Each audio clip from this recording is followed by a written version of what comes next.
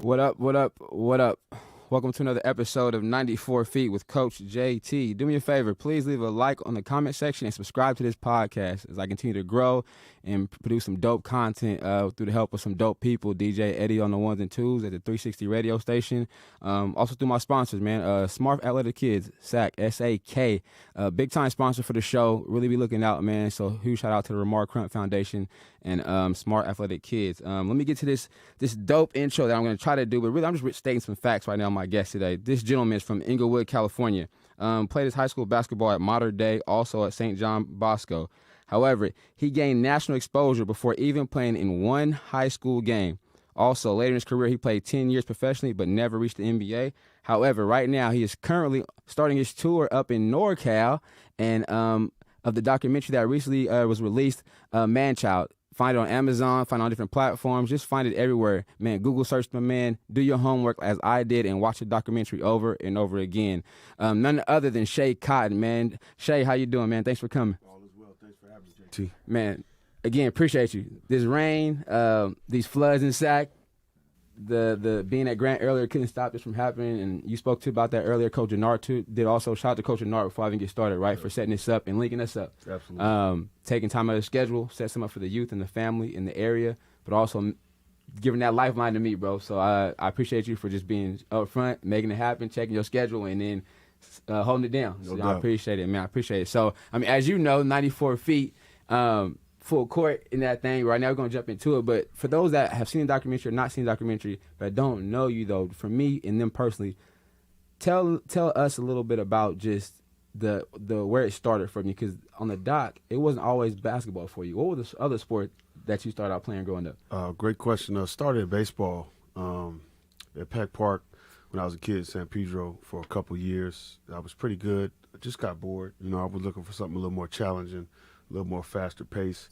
And I would always hoop on the playground and stuff with the kids. So I decided to put my skills to the test and started in the Peck Park Basketball League and just kind of took off from there. I never looked back. I dropped the baseball, picked the rock up, and kept going. That's what's up. But early on, like I said, I mean, I'm an 82 baby. I see you're 79, right? 78. So during the eras of we growing up, man, even in any sport, baseball, basketball, I mean, I know, especially being in LA, I can imagine who there's going to be when I ask this question, but just let me know and those watching, who are some people you looked up to in any sports? Who people like you kept on your wall? We used to put the pictures on our wall at the Slam magazine. We used to put the picture on the wall. Who was on your wall, or who was always you out there doing your counts with? Imagine who you were playing like, or who you I'm a big Laker guy from young, so always had Magic. Loved watching him play Showtime with the Lakers. Yes, sir. My favorite player growing up though was Ron Harper when he was in Cleveland. So I used to watch them a lot. Obviously, I watched Jordan. I watched Barkley. Okay. I watched Pippen. I love watching Shaq down in Orlando with Penny. Nice. Just different guys I gleaned to and took pieces out of each player's game. But as a whole, my favorite player was Ron Harper at that time. Hey, okay, that's Ron Harper. So, when you said baseball, I play baseball too. It's not as fast paced as hoop, whatever. But when you make that transition, and again, people who don't know, like I said, watch the documentary, but he breaks it down for you. Big brother, early age, how influential was he on you getting to that basketball scene as well? Was he already playing at that time, or you guys both made that shift? We both made the shift. Y'all tight, right? Yeah. 2.5 years apart. We both made the shift around the same time. Yeah. I think we were both looking for something a little bit more engaging. Nice. And picked the rock up, and he was influential because nice. Him being 2.5 years older, he was always like one step ahead as far as my growth process. So I would glean to him, and we did a lot of one-on-one and stuff. So I got beat up from young early. Okay, that's what's up. So during this phase, man, you're in LA, you're seeing all kind of it's stars, basketball level, but what was your driving force early on? Because or let me ask this before I can get there. How much work were you and your bro putting in at an early age? Because I understand now you train and you coach and develop players though, but we didn't have like that. You couldn't go to somebody's spot and just get the work in and do that. But for you guys to be together, one is a blessing to have a brother, right? But then how much time did y'all spent working on y'all craft? Like, if you could give me an hour estimate, let's say per day and per day basis, how much time was it? I'd say, during the season, and separate from working out with our teams and practicing, at least an hour and a half every day. Outside of the regular. Yeah, and that's like a hectic schedule with school and everything. So, if you add that up, it's close to almost 9-10 hours, you know what I mean, a week, aside from just your practice time with your team. So it's a commitment. And it isn't just like shooting, ball handling. I mean, it's weight training, it's jump rope, it's swimming, running, doing all the little stuff, 17s, extra suicide, the full court wind sprints, all those little things. So when you get to the game, it's easy. That's what's up. Early on work ethic, I'm already hearing about it. I can just tell, right?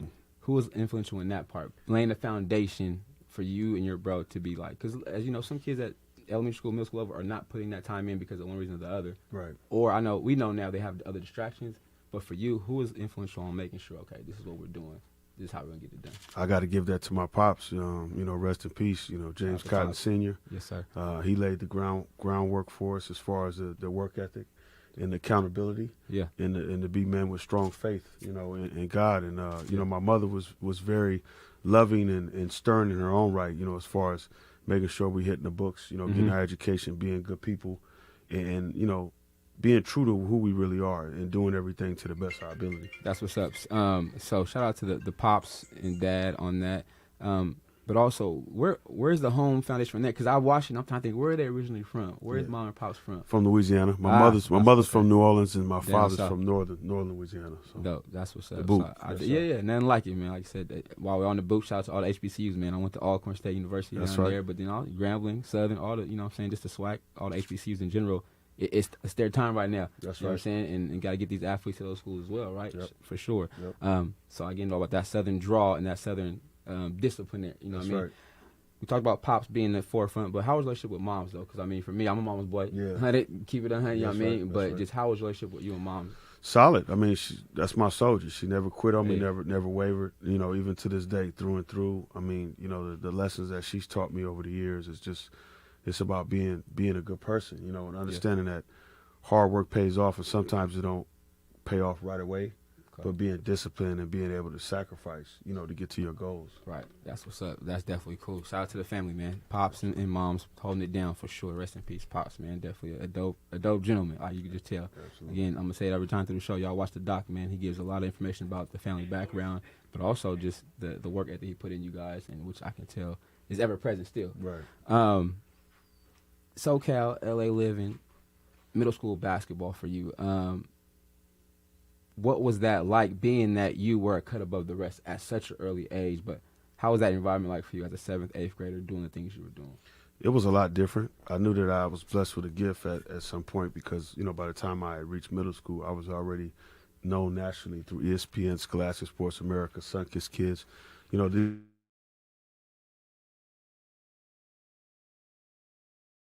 were the lies. As an amateur, I was already known nationally before I even touched high school. So I knew that I was different, but I tried to blend in as much as I could and just be normal with normal kids. But I knew when I left school, I couldn't do the things that my peers were doing. Right.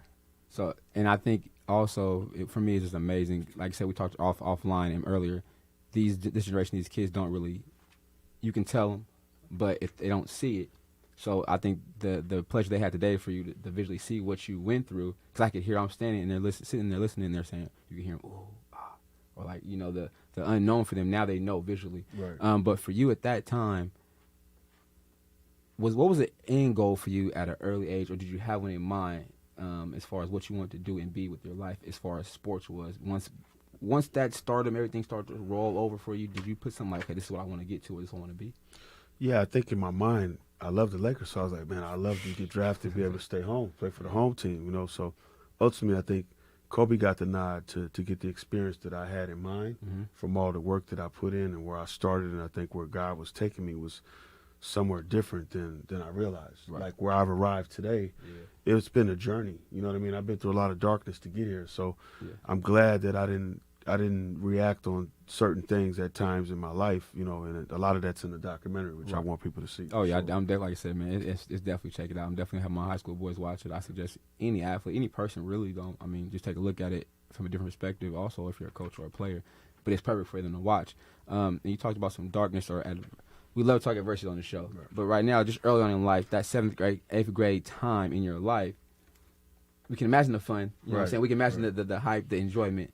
But at an early stage, that's middle school. You're still a preteen, almost 13-year-old young man at that point, young boy, anything hit you where you had to kind of either step back and get support or get help, or either think about I may want to do something else early on like that? Or Nah, I think for me, like I said, I hit the ground running when I started hooping. I mean, it just gravitated to it. And the thing I liked about it is it took me out of my neighborhood. So it took me out of the elements that I was experiencing as a kid in my adolescence, then expand my horizon and help me make better decisions on the fly. Right. You know, because basketball is fast-paced, and that lifestyle in sport is faster. Fast-paced. You know what I mean? Yeah. So you got to make the right decisions consistently. And being so young in an adult's world when it came to the sport, I had to learn a lot on the fly. You know, my parents tried to keep me grounded as best possible. I always took the trash out.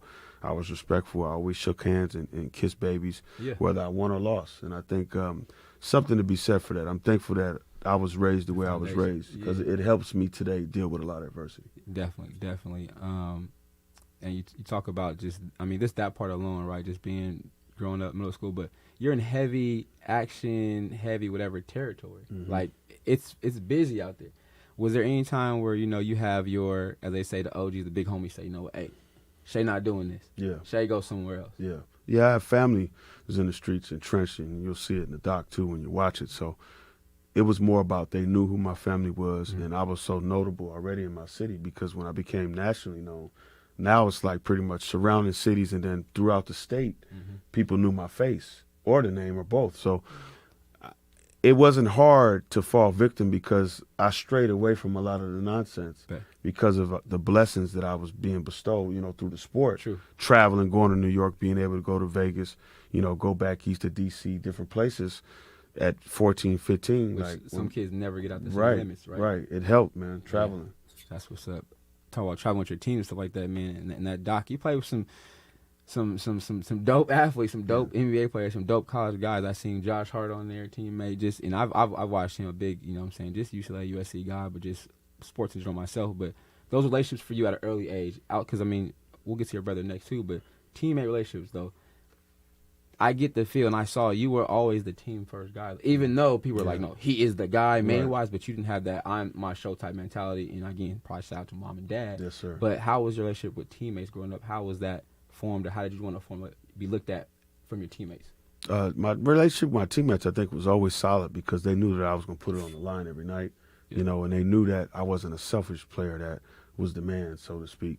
I love to pass, so anytime my guys was open and I knew they could get a bucket, they're getting it. I'm not even thinking about it. And I look forward to that. I used to get so hyped when I could throw a no-look or something and a guy finish a play. It's that Magic Johnson, exactly, right? Exactly. Yeah, that's what's up.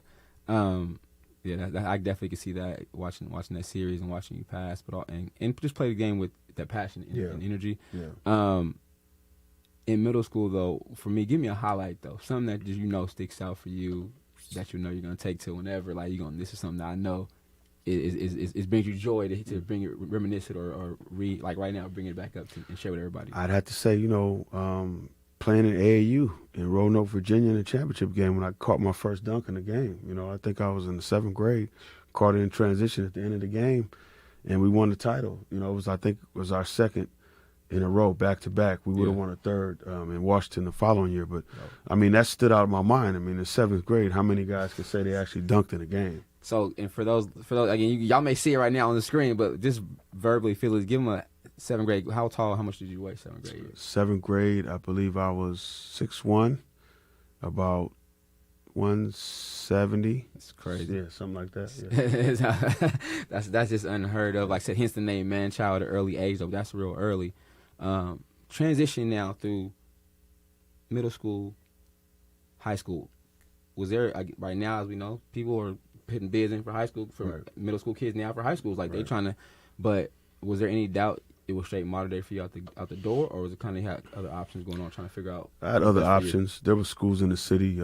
People thought I might have went to Crenshaw, Long Beach Poly, Dominguez, you name it. Most of the city schools, you know, thought they had action, and at that time it was a little different fabric in our culture. So the public school sector was talking about cutting out sports, where I came up. So that's why I wound up going to St. John Bosco initially. Right.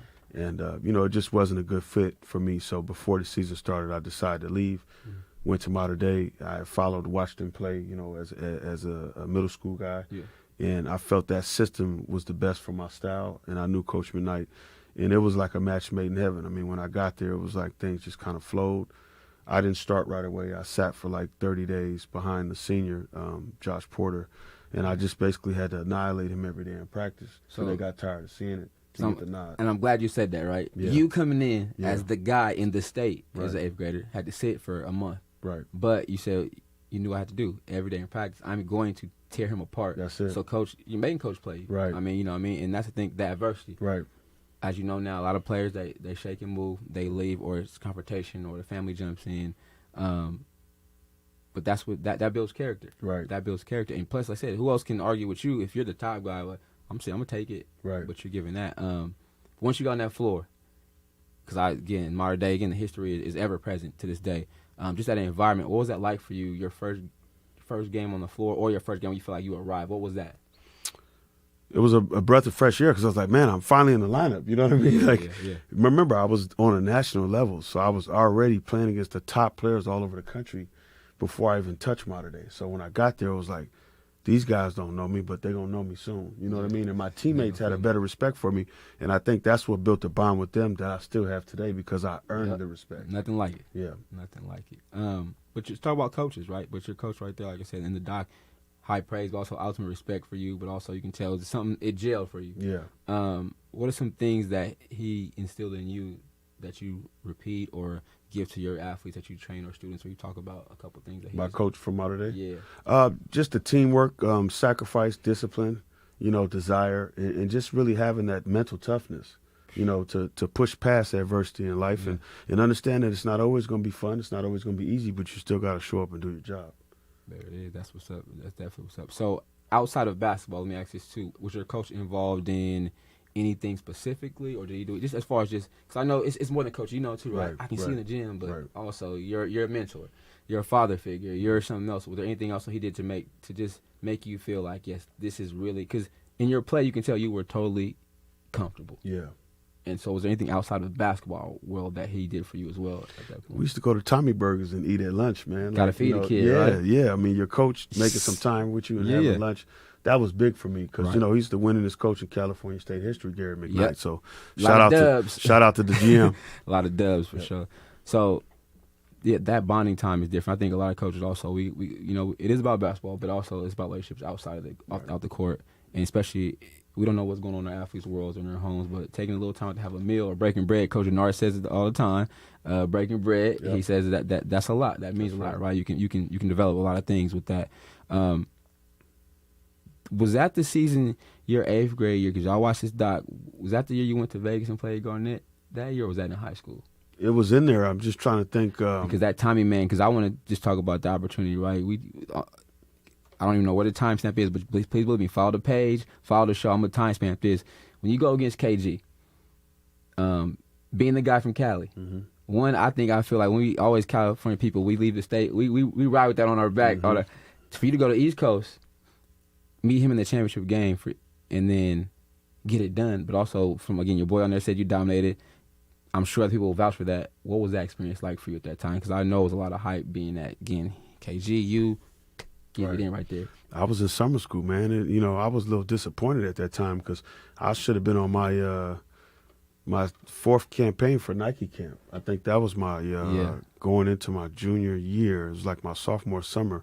We had just won a state title, so I was in summer school, and I was upset because I had just missed AI at Nike camp. Ooh.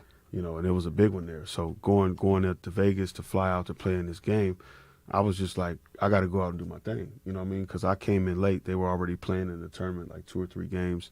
They flew KG in. He was playing with Paul Pierce on the K-Swiss Pacers team, which was our rival LA team. Wow. And, Paul speaks on the experience in the He doc, does. Paul Pierce. But, that night I knew who Kevin was because we played against each other at Nike camp. Kevin was somebody that was different at his size. He was 6'11" at the time, who grew to 7'1". I mean, he had guard skills. He had a motor out of this world. I mean, athletic, and he was just a competitor. I mean, I was going right at him that game, and he wasn't even guarding me. But I was like, if he's anywhere around the rim, I'm going to put it on his head. That's so tough. I wound up penetrating a couple times in different plays, and he tried to contest a few of the baskets, and I dunked on him 2 or 3 times. So as you know, like that AU life now is crazy in the gym. I know the gym was stupid packed that night. All eyes on you guys.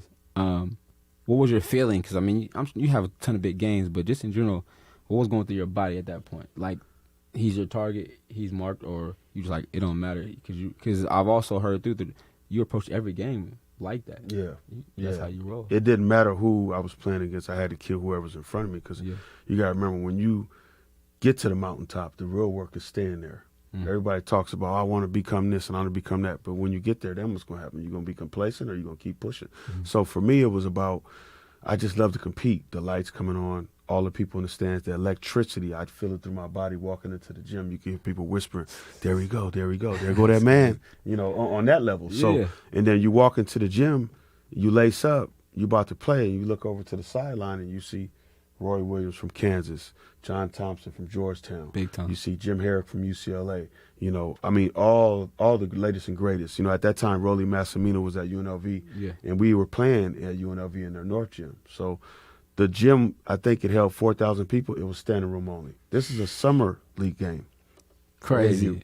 Yeah, that's definitely stupid sick. You talked about this briefly before. You said a state title. Also, I think I saw. I'm sure I saw the Fremont. You guys played that Fremont game, and that's right down the street here though. Anybody on that team you remember on that team? That Frank Knight.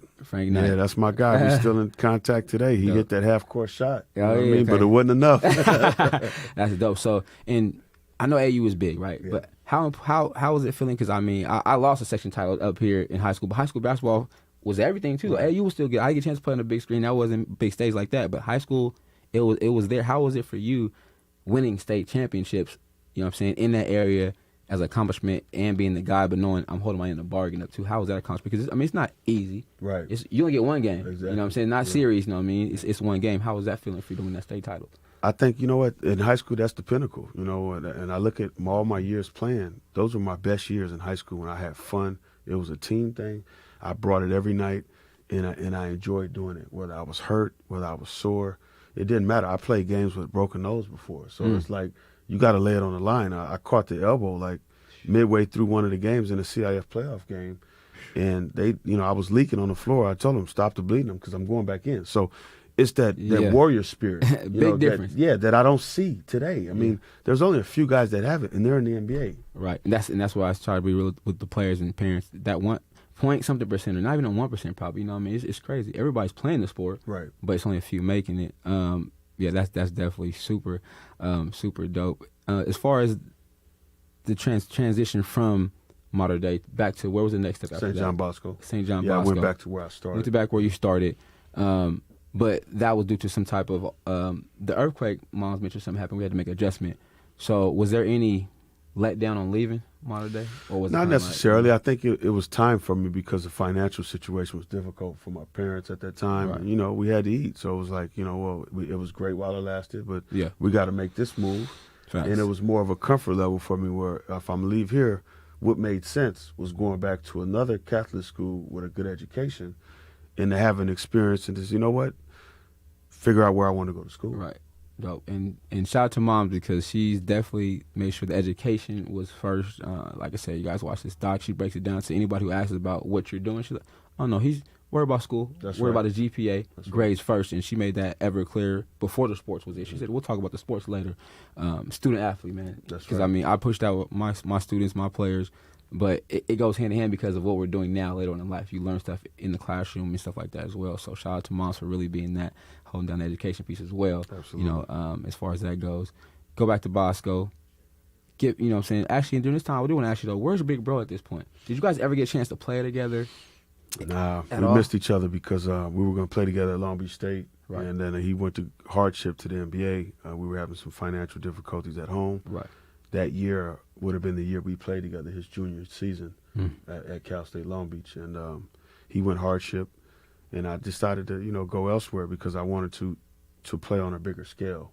So I chose UCLA after that. Yeah, definitely. And I definitely grew up a Bruins fan. And to see all those guys I've watched, like I said, even before Tully Bailey, BD, but I'm watching the guys, Ed O'Bannon, Charles O'Bannon. I grew up watching UCLA. That was my team. Yep. But for you, one, making that move for yourself, for your family, but also not being Big Bro, I could see it could be bittersweet because he's doing it for a reason, wants to make, as far as family supporting, look out for you even if he needed to, but then also for you now going to do something else and not being Big Bro.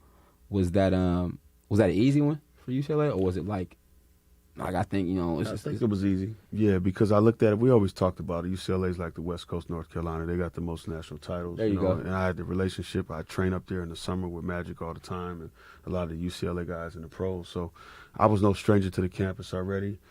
Our CIF playoff game where I broke my nose, I was actually playing on Poly Pavilion. You've been in the building. So yeah, it was like second nature. So okay, this isn't work. I'm going here. It was kind of like that. That's what's up. And for those listening, give us a little bit of the numbers, man. People lie, whatever numbers. What were the numbers like in high school for you, modern day, dude? Because again, you got to watch it. Right. You can see it visually, but now say verbally. Give us some of the numbers. What that looked like for you? I think freshman I was around 15-6 at modern day, and I think as a sophomore I was doing like 25 and like 8 or 9. And junior, senior year I was basically around about 30 and 8 on the average. That's crazy. So that's the high school setting. What those AAU numbers look like? Because I know those were gaudy. I was averaging 30 pieces, and a lot of it was double-doubles, sometimes triple-doubles, 40 pieces. I think on my birthday I dropped 50 when I was 12. Well, that's crazy. So through modern day, saying, how tall did you get to before the end of graduation? I grew from my freshman year to my senior year. I grew, I think, about 4 inches. I went from like 6'1" to about 6'5". It's crazy. Yeah. That's dope. That's definitely dope. Oh, I got a nephew right now. He's about 5'10". Come on, man. He gonna That's get right. that. He's 12 years old. Tell him to You know aim what from I'm that pull-up ball.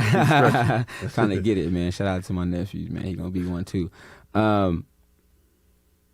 Before we get to this high school part, though, too, I just got to shout out the sponsors again, Smart Athletic Kids. My boy Brian with Clutch over here, but they make sure they take care of you, man. So my boy Ramar Crump make sure, and the Foundation Smart Athletic Kids make sure they take care of you. Look on the side of it. Look on the side of that hat, man. It's personalized for you over there. Oh, there it is.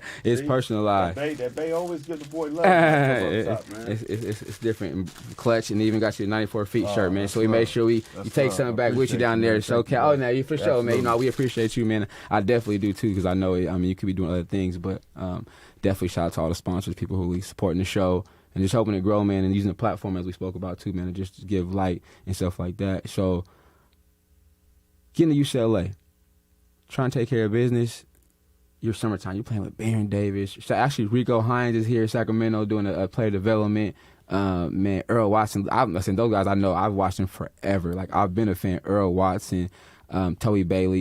You're there with those guys, and those guys are showing mad love to what you're doing and how your game play. But also they're knowing with you on the squad, we winning this thing. Yeah. I could imagine now more so. I didn't know as much then. Now you're on that team. It's curtains. It's lights out. Yeah. BD, Toby Bailey, Earl, Rico. Yeah. It was curtains. Who was it? Was Jelani McCoy with them? I think that might have been his last maybe year. his last, something like that. But that would have been stupid. Yeah, that was would have crazy. been crazy. I think that's why they didn't allow it to go through. They kind of gave you that little bit of that. Was the Chris Paul Kobe situation? Yeah. Somebody vetoed that thing. Yeah. Because that was. I know that team. Like I watched them. That would have you on that team. There's no. Y'all might have been undefeated. Easy. Yeah, for sure. Hands down, because the demeanor, the grind, the work ethic, the defense that they play. You know what I'm saying? Earl, BD, Toby, they D'd up too. They D'd up. So that definitely been a straight movie. But when that happens, right, you go to summer school up until the last day, school get ready to start. It doesn't work out for you for whatever reason that they say it happened just initially. So now again, we talk about adversity, right? Again, on that doc you go through it, but now verbally, I think this even holds you more clout and more power. How did you feel personally inside once somebody told you no? Felt shattered, man. Like it was like, how you gonna deny me? Like I'm doing everything above board. What's this? What's the angle with this? Like what is the initiative here? Right. It just didn't make any sense to me, and I knew buttons were being pushed that shouldn't have been touched to begin with. Right. And it just upset me to the point where it was like, I'm still gonna hoop. It's just gonna be a little tougher, but wherever I go, I'm gonna put it down. Yeah. And that's definitely like adversity. Again, everybody doesn't even get the opportunity because they're not on that same level. Right. But from the hype, the Nike calls, the gear, the shoes, the everything, AAU being seen on the top scale. But then that was a dream of yours, though. Mm-hmm. We've all know kids, family, we all dream, right? That was a dream that you had.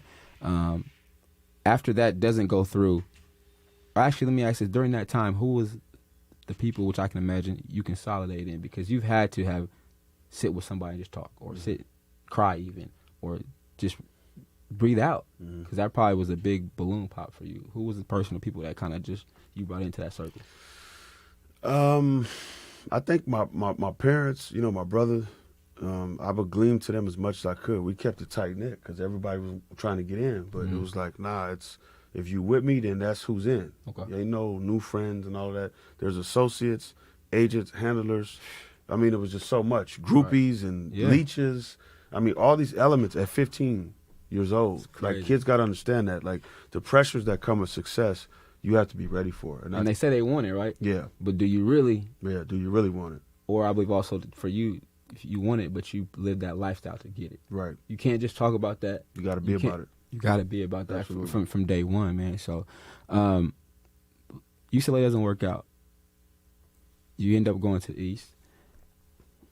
You've already been traveling, but living somewhere East Coast. How was that adjustment for you, just personally, as a young boy, as a young man, still like, okay, now I can't go home to mom's cooking. Mom can't, can't get that meal. Right. You know what I'm saying? Pops in that talk, whatever's going on, vice versa. How was that trip across the states for you? I took the mentality of a soldier, like a Spartan in the army, and just I got to go to war. They're not gonna make it easy on me. So this next stop, I got to really put it down. So I was out there just on a tangent, like, I'm going to smash whatever's in front of me. I want ESPN to come up here. I know they right down the road in Bristol. You're right there, I was right there in Connecticut at St. Thomas More out of Oakdale. Okay. And within a month, they came up and did a special.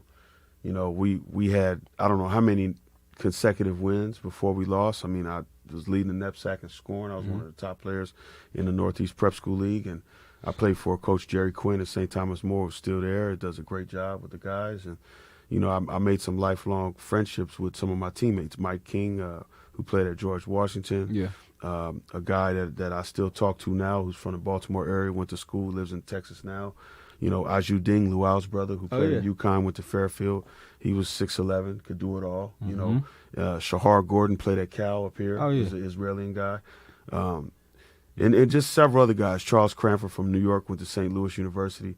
We're bonded for life. I mean, that's what basketball does. Sport gives you a different bond. I try to tell them that, man. Like, some of those guys on my team are my best friends still to this day, because you go through wars together, you grow up, you grow, but you also struggle, right? You take L's. I may not be always on the court if you're winning, but maybe somewhere else personally wise, right? So you support your brothers, as you know what I mean. Right. That's super dope. So your time there is up in a year.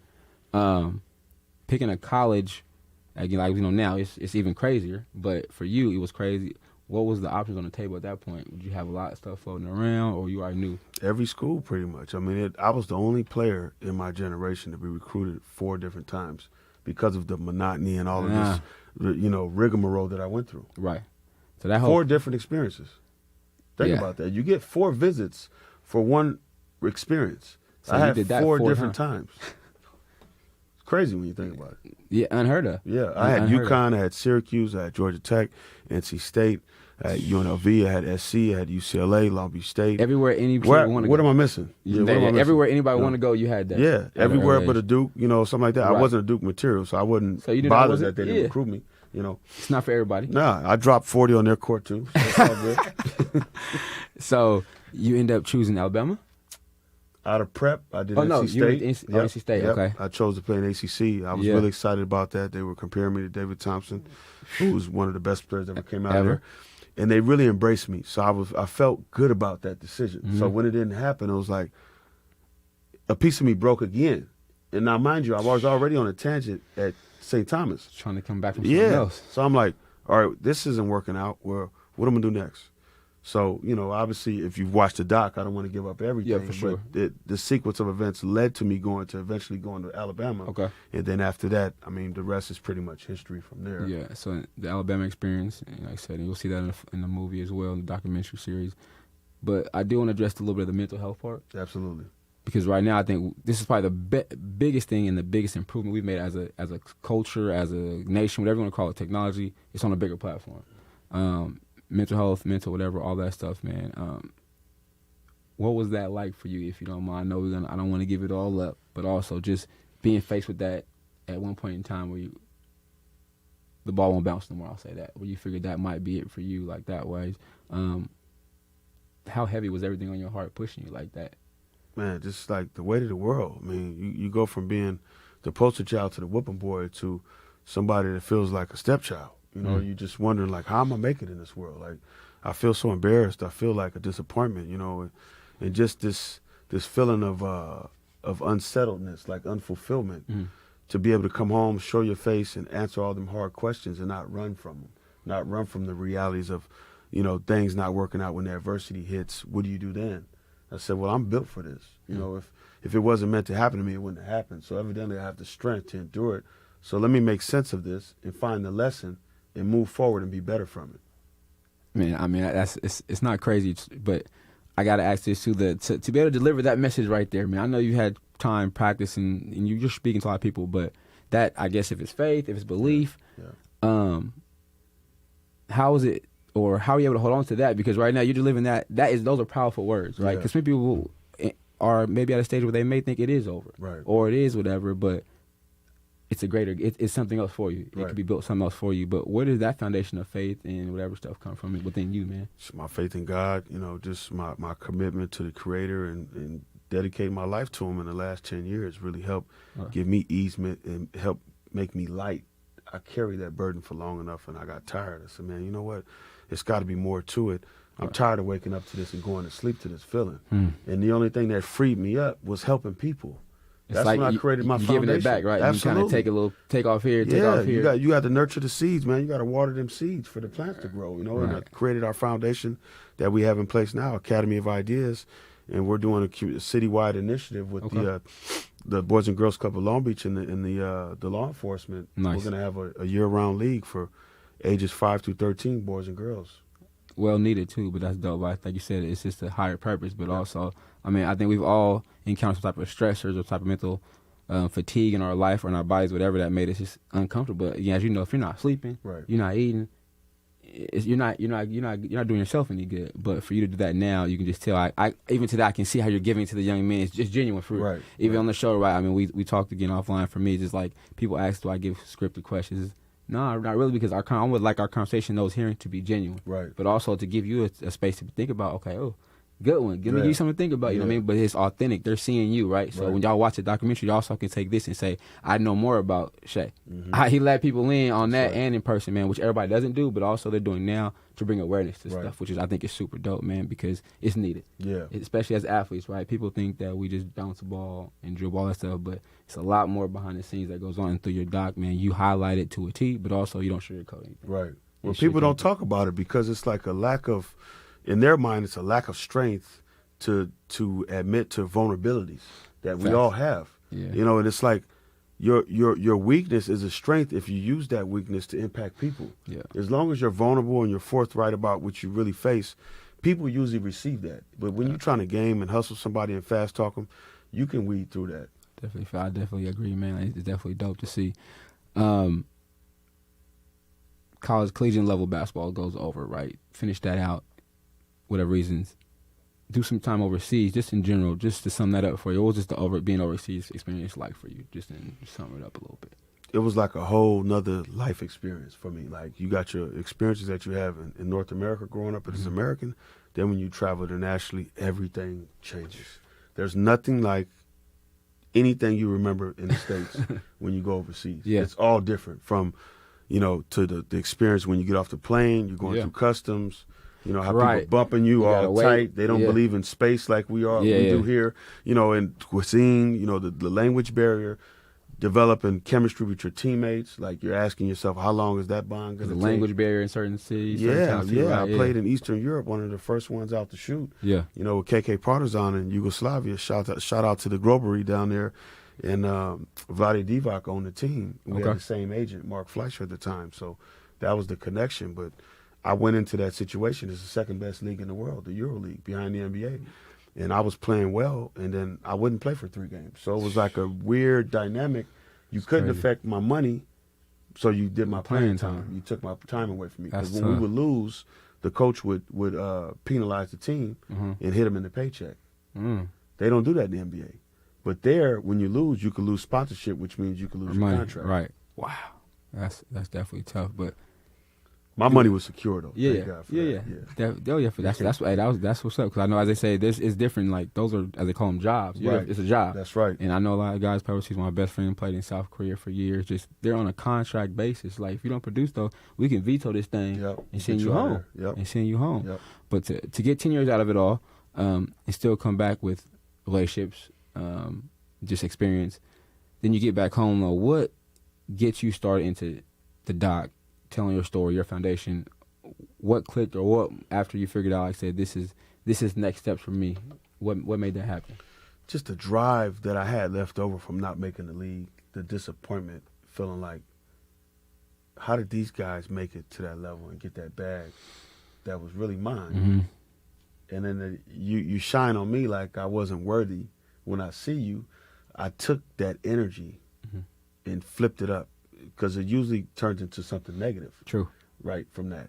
But I took it and I flipped it up. I said, you know what? I'm going to take that and help the kids coming forward so they don't have to go through the pitfalls that I faced, and then develop this blanket, this covering of love and support with resources so we can change the narrative in not only my city, but all throughout North America and beyond. Yeah. Now that's the foundation that I just mentioned that I created, Academy of Ideas, that's up and running now. Okay. And we're going to do some big things this year. Where can they find information about your academy at?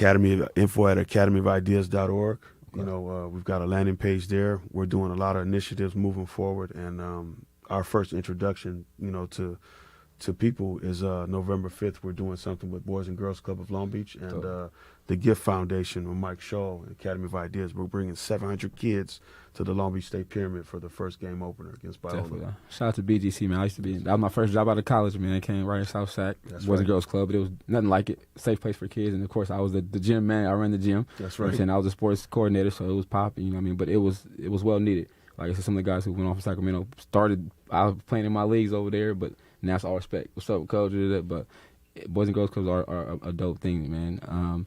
Definitely dope to see, man. Like I said, I'm definitely going to be tuned in. Definitely, you're a fight away, so I definitely want to come and link and support. Absolutely. Train, coach, whatever you need, man. Like I said, man, it's that. just about the kids, but also use my resources from here, whoever I got down there to link with you, bro, because sure. it's definitely you're making moves, and it should be celebrated, but also be pushed from outside, too. Like, No you know doubt. what I mean? So we on now. Yeah, we finna get on that for sure. Going forward, like I said, you're moving through with this. You spoke today, man. Again, shout out to you for just giving your time. To the gentlemen, to the coaches, like coaches, we got to chop it up and meet with your fellowship with us, and then also the players. But a couple of family members are there. I see the repost; they really got a lot out of it. But what joy does it bring to you, man, to be able to bless? Now, like I said, you're not just in your city limits; you're out of your city limits now. How fulfilling is that for you personally now to get to move around and do this thing? Oh, it's good. You know, I'm tapped in all over the world, so that's the thing. When you have allies, you can maneuver. It's like tentacles. You just start spreading, right? And I'm the type of guy, I'm a doer. I'm not a talker. And I always tell people, I let my kids be my voice. Right. That's definitely dope. So how do you, because as a coach, mentor, we got to be like father figures, whatever you want to do. How do you treat each kid differently? How do you differentiate? How do you treat each kid differently? Because it's come with practice and reps, right? But what are some things that you kind of look at within kids to get a feel on how you're gonna engage them? Because you know every kid's different. Right. You know, some I can't talk to this way, right. But we're not playing them either, right? So we can't say this. If I would, they don't care about that. If I should have, could have. But how do you kind of get to know your students, your players, and stuff like that? Body language, I think, demeanor, just watching what they do when they don't realize you're watching them. You know, just the character, what type of character they possess. Nobody's looking. And then making deposits, asking them questions about character and stuff. You know, how do you respond? What do you do well? What are your weaknesses? To see if they're going to be honest about what they don't do well. True. Everybody wants to talk about what they're good at. Right. So, you know, you get a read for them. And then when I watch a kid, I've been doing this for so long, it doesn't take long to figure out what the weaknesses and the strength is, and kind of where a kid will be best suited, and how to communicate to them to get them to operate at an optimal space. That's what's up. That's super dope. I got to ask this question, too, since you're coaching and teaching no parents, though. I know as a coach, the other people know as a coach, it's not always easy dealing with certain parents, though.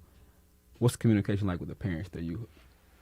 It can be challenging at times because I think parents these days, there's a portion of them that seem to live vicariously through the kids, and I think that's the worst thing that you can do. Okay, sure. But I'm upfront with parents in the beginning. I let them know what expectation is. You know, we have releases that you sign. There's video releases you sign as well, and waivers. And you put people in a position where you educate them and give them the insight and let them know how your program's going to be ran. And it usually works out better that way. That way there's no surprises. You can't say, oh, well, you didn't tell me. Yeah. And then if the shoe fits, wear it. If it doesn't, switch it out. Get another one. That's what's up. Family aspect. Definitely got to hit on this. For you to be able to just use your platform, but also your name, right? The Cotton last name, moms, you know what I'm saying? Rest in peace, pops. What is the overall, brother, for you? What is the overall feeling as far as just keep going? Because, I mean, like I said, you got to watch it, man. Mom's is so just, she you could tell, you know, they could tell, right? But, and for you to be, you know, push that legacy on, really, you know what I mean, about that, and not being the guy who was in the NBA right now or played years there, but to be on the other side of the fence, but pushing, I'm feeling, I think it's momentum to be just equally successful in this as you could have been in NBA. Yeah. What's that like for you right now? I think it could be bigger, to be honest, because, you know, the world is big, and there's so many people playing basketball. You know what I mean? China is the largest growing place for basketball in the world right now. They, I think, have over 1.67 billion people. You know, I think it said it's 30% of their country plays basketball, 30 to 40 of it.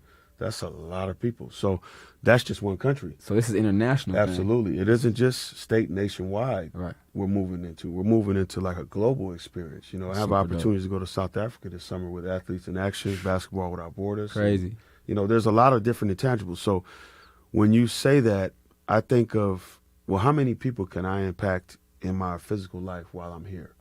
And that's how I approach my day when I wake up. Yeah, that's super dope, man. That's super dope. I'm thinking about like that part, but yeah, it's everywhere. It's going to remain everywhere. It's going to grow, right? It's going to grow, but hopefully, and then now you're just putting your physical stamp, yes, sir, on the game that some pros may not do though. Right. They may not do because they're playing too much or they're just not their thing. But I mean, shout out to you for really making that change.